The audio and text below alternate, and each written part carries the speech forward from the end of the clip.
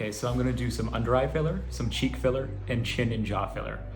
The reason is, in the past couple of years, a lot of the hollowness in my eyes has really come out. I think it's because I lost about like 60 pounds. I went from 170 to 110. And then when that happened, almost all of the fat in my face went away. And then I gained back 30 or 40 pounds. But in a lot of the areas, the fat didn't come back. And one of those areas was the under eye. And now I have these massive hollows, so I want to take care of that. And with the chin and jaw, I think I don't have a lot of chin projection on the side coming forward. So that's what I want to fix. And then with the jaw, maybe come out a little bit wider, just a little bit. Hey guys, it's Dr. Emer, and you know what we always say about Fridays, Filler Friday. What we're doing today is we're taking our young male who has a little bit more of a baby face, but great structure, and we're gonna enhance those features and give him a more masculine look. So let's do that first. We're gonna start on the chin. So I always tell people the chin needs to be treated with filler like an implant. We're going all the way down onto bone, and we're using that space between the bone and the muscle to really structure out the chin. It's a little bit different in guys how we make the look. You guys can see his 90-degree angle is pretty defined. So we're gonna focus right at that angle. Just build that out a little bit.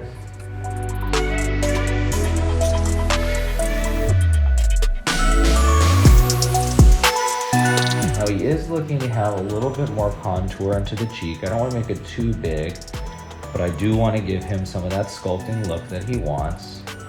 So we're using Voluma, which is a hyaluronic acid filler. A little bit softer because it'll be a little bit more natural in look for him here than doing the radius.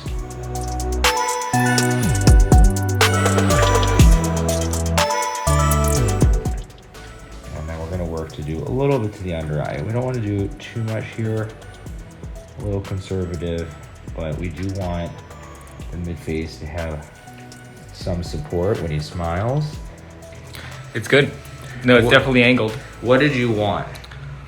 I think I wanted More of that angle. more of that angle.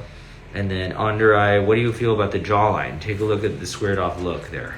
It's extremely squared off. It's gonna look really good when it's tight. Yeah. Turn this way, turn the other way so you can see both sides. Bite down a second, you'll see it's big now, but it'll go down.